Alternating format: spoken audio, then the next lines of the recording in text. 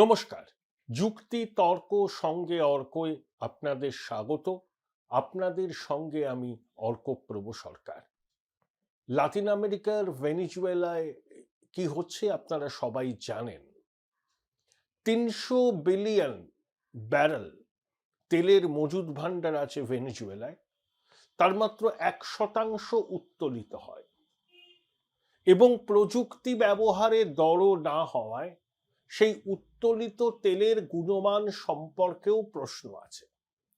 মার্কিন নিষেধাজ্ঞার দরুন ভেনিজুয়েলা সেই তেল রপ্তানি করতে পারে না, যদিও শেভরন দীর্ঘদিন ধরে ১৯২৩ সাল থেকে ভেনিজুয়েলায় তেল উত্তোলনের কাজে যুক্ত। তেলের উপর ভাসছে ৩০ মিলিয়ন মানুষের এই দেশ ভেনিজুয়েলা। অতীতে বামপন্থী হুগো সাভেজ, তারপর মাদুরো, ভেনিজুয়েলার সরকারকে কখনোই বাগে আনতে পারেনি আমেরিকা। তাই এখন মাদক চক্র চালানোর অভিযোগে মাদুরো এবং তার স্ত্রীকে গ্রেপ্তার করে আমেরিকার মূল ভূখণ্ডে নিয়ে আসা হয়েছে এবং আমেরিকার আইনেই তাদের বিচার হবে।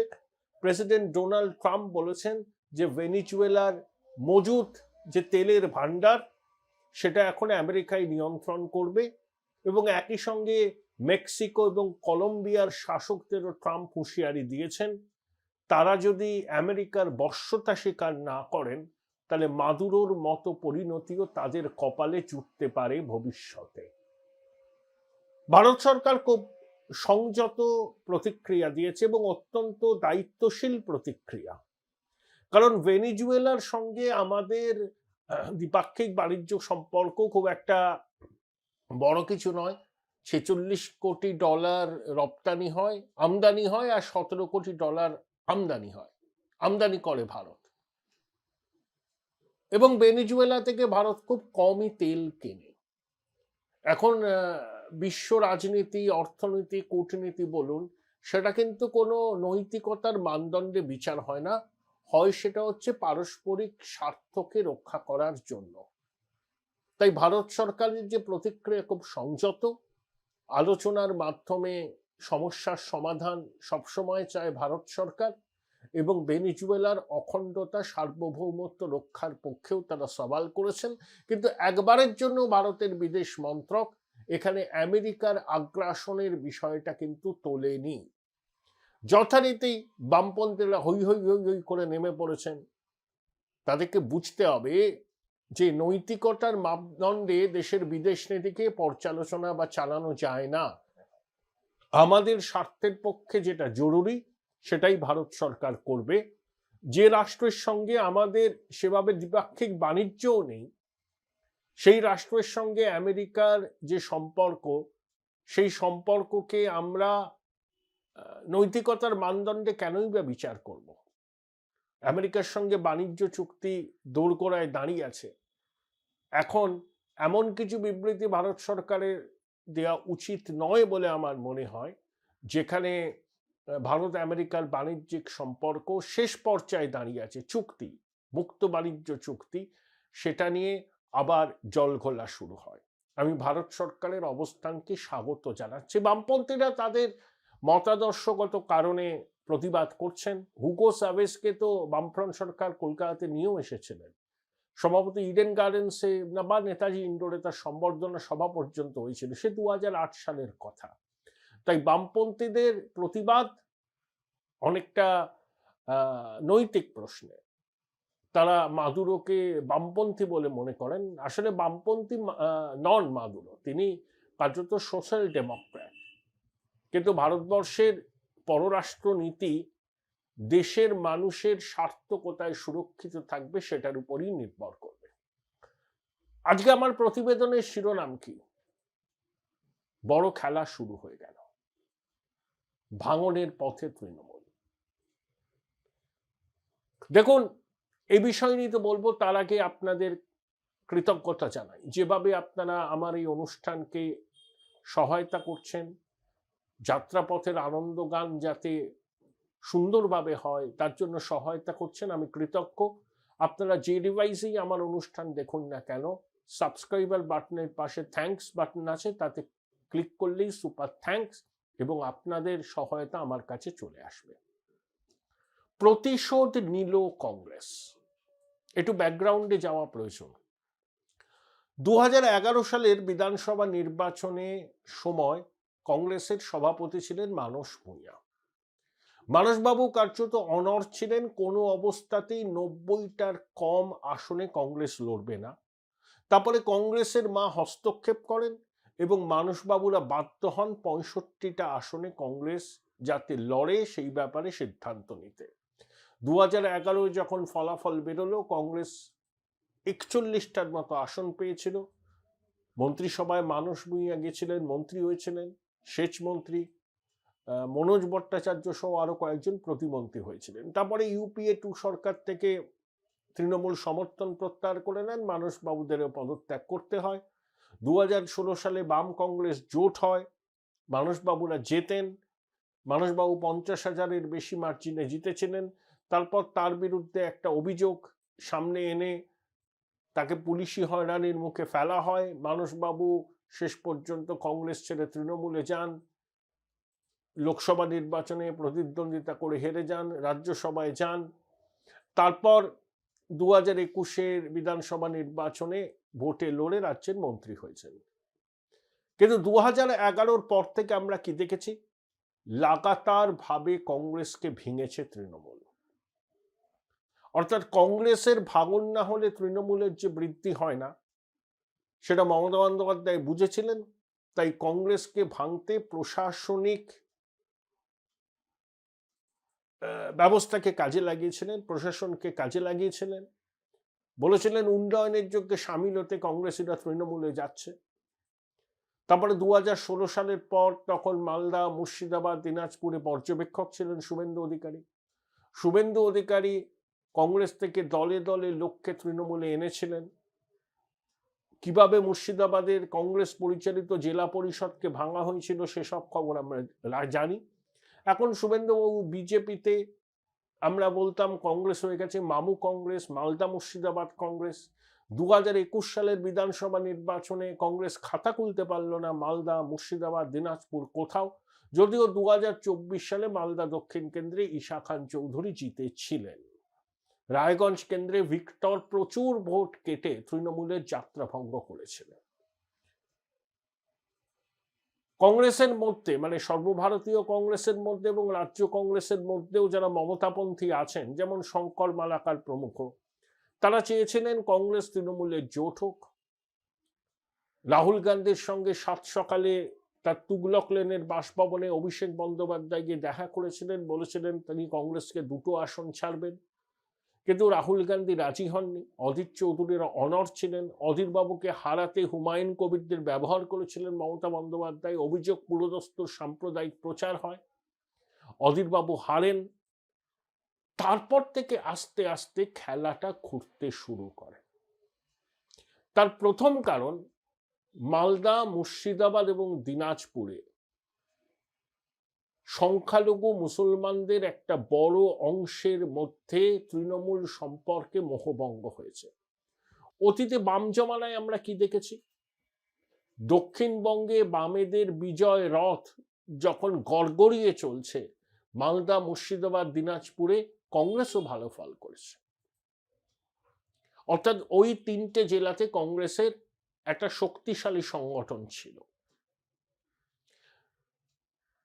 মুর্শিদাবাদ, মালদা, দিনাজপুরের মুসলমান ভাইয়েরা বুঝতে পেরেছেন যে তৃণমূল তাদের মাথায় টুপি পরাচ্ছে, তাদের ভোটটা নিচ্ছে, ইমাম মুয়াজ্জিমদের ভাতা দিচ্ছে, কিন্তু তাদের উন্নয়নের জন্য কি কাজ করেছেন সেই প্রশ্নের কোনো সদুত্তর নেই। ইমাম মুয়াজ্জিমদের ভাতা, কতগুলো স্কলারশিপ দিলেই কি সংখ্যালঘুদের জীবনের মানোন্নয়ন হয়? সাচার কমিটি রিপোর্টে 2008 সালে যা দেখানো হয়েছিল, তারপর 17 বছর পরে বাংলার সংখ্যালঘু সমাজের খুব একটা কি মানোন্নয়ন হয়েছে? অমর্ত্য সেনের প্রতিটি ট্রাস্ট থেকে শুরু করে এরকম অনেক ট্রাস্ট বাংলায় সংখ্যালঘুদের অবস্থা সম্পর্কে রিপোর্ট দিয়েছে, মলিন ছবি উঠে এসছে। তাই সংখ্যালঘুরাও এবার বুঝতে পারছেন যে তৃণমূল তাদের মাথায় টুপি দিয়ে ভোট নেয়। মন্ত্রিসভায় তাদের যৎকিঞ্চিত প্রতিনিধিত্ব, আকরুজ্জামান, সিদ্দিকুল্লাহ চৌধুরী অকিঞ্চিতকর মন্ত্রিত্বে আছেন, তাদের বাজেট কিছুই নয়। চৌধুরী সাহেবের বরাদ্দেও দপ্তরের বরাদ্দ 8 কোটি টাকা, আকরুজ্জামান বিদ্যুৎ প্রতিমন্ত্রী, ফাইল আসে না। আর ফিরহাদ হাকিমকে বাংলার মুসলমানরা তাদের নেতা বলে মানেন না। ফিরহাদ হাকিমকে তারা দিদির বিশ্বস্ত সঙ্গী, ভাই হিসাবেই দেখেন। তাই ফিরহাদ হাকিম গুরুত্বপূর্ণ মন্ত্রকের দায়িত্ব পাওয়া মানে এই নয় যে মুসলমানদের প্রতিনিধিত্ব মমতার ক্যাবিনেটে। এই আবহেই যখন সবাই বলছেন যে মুসলমানরা দিদির পাশে আছে, 2021-এর ফলাফলেরই নাকি পুনরাবৃত্তি হচ্ছে, এই আবহে প্রথমে হুমায়ুন কবির সাসপেন্ডেড হলেন, বাবরি মসজিদ তৈরি করবেন বললেন, নতুন দল তৈরি করেছেন। মুর্শিদাবাদে হুমায়ুন তৃণমূলকে সিঙ্গেল ডিজিটে নামিয়ে দিতে পারেন, সেটা শাসক জানে, আইপ্যাকও জানে। এই যখন পরিস্থিতি, দিদিমণির শিরোপ্পীরা বাড়াচ্ছেন হুমায়ুন, ঠিক তখনই বরকত গনি খান চৌধুরীর ভাগ্নি মৌসম বেনজির নূর রাজ্যসভার সাংসদ পদ থেকে ইস্তফা দিয়ে দিল্লিতে জয়রাম রমেশের উপস্থিতিতে কংগ্রেসে যোগদান করলেন। মৌসম যে আবার নমিনেশন পেতেন না এরকম কি কোনো গ্যারান্টি ছিল নাকি? আমি তো যতদূর শুনেছি যে বরকত সাহেবের পরিবারের সদস্যকে পুনরায় নমিনেশন দেবে না বলেও তৃণমূল কোনো চূড়ান্ত সিদ্ধান্ত নেয়। মৌসম লোকসভার সদস্য ছিলেন, 2019 সালে তিনি তৃণমূলে যোগদান করেন, রাজ্যসভার সদস্য হন। তাহলে মৌসুমের চলে যাওয়া খুবই সিগনিফিক্যান্ট। বরকত সাহেবের পরিবারের সদস্যা, জনপ্রতিনিধি, আগেও ছিলেন, এখনো আছেন। ঠিক ভোটের 2-3 মাস আগে মৌসম তৃণমূল ছেড়ে কংগ্রেসে যোগদান করলেন এবং এরপরে শোনা যাচ্ছে কৃষ্ণেন্দু নারায়ণ চৌধুরী সহ আরো অনেকে কংগ্রেস ছেড়ে তৃণমূল ছেড়ে কংগ্রেসে যোগদান করবে। Join Indian Institute of Hotel Management now. Right choice, right decision. ইতিমধ্যে অমল আচার্য উত্তর দিনাজপুরে তিনি কংগ্রেসে যোগদান করেছেন। আমি আগেও অনেক ভিডিওতে বলেছি, মালদাতে তৃণমূল এবার খাতা খুলতে পারবে না। বিজেপি যদি যোগী আদিত্যনাথের মতো কোনো পোলারাইজিং ফিগারকে প্রচারে না আনে, লড়াইটা বিজেপির সঙ্গে বাম কংগ্রেসের হবে। তৃণমূল 3য় স্থান দখল করবে মালদায়। কিন্তু যোগী আদিত্যনাথের মতো পোলারাইজিং ফিগারকে প্রচারে আনলে ফলাফল আবার অনেকটা তৃণমূলের অনুকূলে যেতে পারে।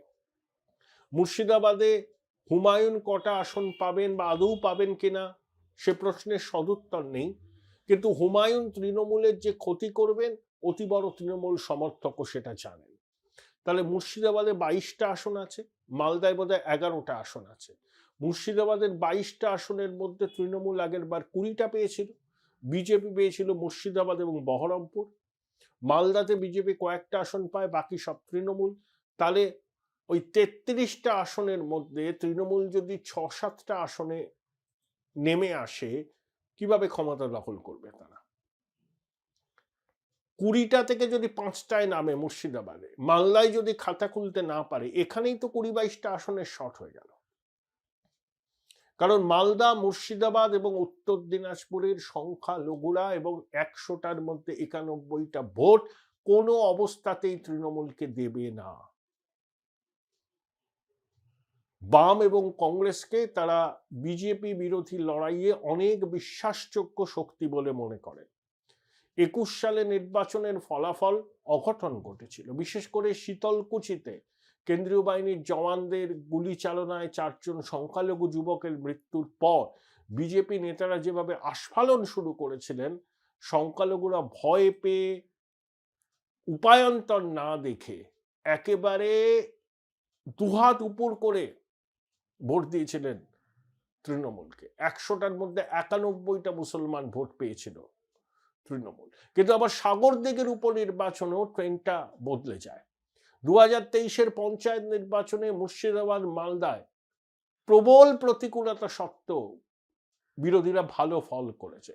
কারণ গৃহপালিত অনুপ্রাণিত নির্বাচন কমিশনার, প্রশাসন শত চেষ্টা করেও নিরঙ্কুশ করতে পারেনি তৃণমূলকে, অন্তত গ্রাম পঞ্চায়েত এবং পঞ্চায়েত সমিতি স্তরে। এবার কিন্তু কংগ্রেসের নেতৃত্বে পুরনো কংগ্রেসীরা কিন্তু আবার ঘর ওয়াপসি হচ্ছে। শুভঙ্কর বলেছেন, আগে জানলাটা খোলা রেখেছিলাম, এবার দরজাটা খোলা রাখছি। আগামী দিনে আরো অনেকে তৃণমূল ছেড়ে কংগ্রেসে যাবে। কংগ্রেসের তরফে এটা মধুর প্রতিশোধ। যেভাবে তৃণমূল কংগ্রেসকে দুর্বল করেছিল জনপ্রতিনিধিদের ভাঙিয়ে, 2026-এর কঠিন নির্বাচনের আগে কংগ্রেস তাদের নিজেদের মতো করে প্রত্যাঘাত করলো। এর গুরুত্বটা খুব একটা কম নয়। বিশেষ করে 2026-এর বিধানসভা নির্বাচনের প্রাক্কালে সংখ্যালঘু অধ্যুষিত মুর্শিদাবাদ, মালদায় তৃণমূলের অভ্যন্তরে যে মন্থন চলছে তার অভিঘাত ভোটের বাক্সে পড়বেই, এবং সেটা শাসকের পক্ষে যথেষ্ট বিড়ম্বনার কারণই হতে চলেছে।